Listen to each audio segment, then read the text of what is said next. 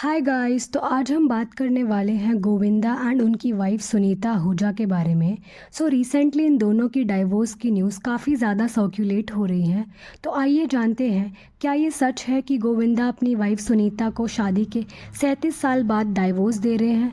तो रिसेंटली एक पॉडकास्ट में सुनीता आहूजा ने बताया कि वो और उनके बच्चे पिछले 12 साल से गोविंदा से अलग रह रहे हैं। यहाँ तक कि सुनीता के किसी भी गेट टुगेदर में गोविंदा को नहीं देखा जाता है। हाल ही फिलहाल में वैलेंटाइंस डे के दिन जब मीडिया ने सुनीता से पूछा कि गोविंदा कहाँ है, तो वो बहाने मारते हुए दिखाई दी गई। उन्होंने कहा कि सर अपने वैलेंटाइन के साथ है। जब मीडिया ने पूछा वैलेंटाइन कौन, तो उन्होंने कहा नहीं नहीं, उनका काम ही वैलेंटाइन है, तो वो अपने काम के साथ है, आप गलत मत लीजिए। सोर्सेज के अकॉर्डिंग गोविंदा का सालों से एक मराठी एक्ट्रेस के साथ एक्स्ट्रा मैरिटल अफेयर चल रहा है, जो कि उनके तलाक का रीज़न कहा जा रहा है।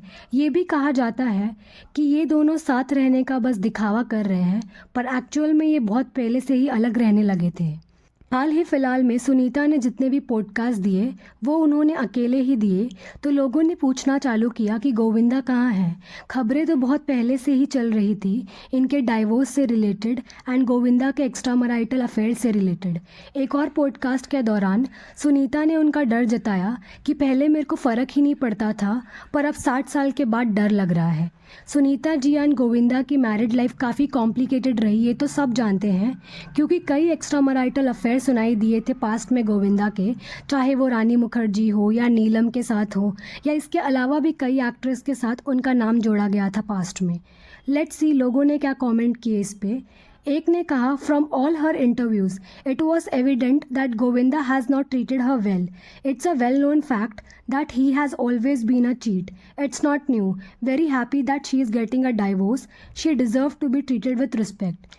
एक ने कहा, I don't know why now, though he was involved with other women back then when he was married to her. She has no problem. She was like जितनों के पास जाए लौट के तो एंड में मेरे पास आएगा ही। एंड रिसेंटली सुनीता ने उनके डाइवोर्स के र्यूमर पे रिएक्ट किया और उसको एंड किया। उन्होंने कहा कि गोविंदा सामने वाले बंगलों में रहता था क्योंकि पॉलिटिक्स वाले लोग हमारे घर में आते जाते रहते थे। हमारी जो बड़ी और जवान लड़की है और मैं हूँ, हम शॉर्ट्स वगैरह पहन के घर में रहते हैं। हम नहीं चाहते कोई लड़का हमारे घर आए।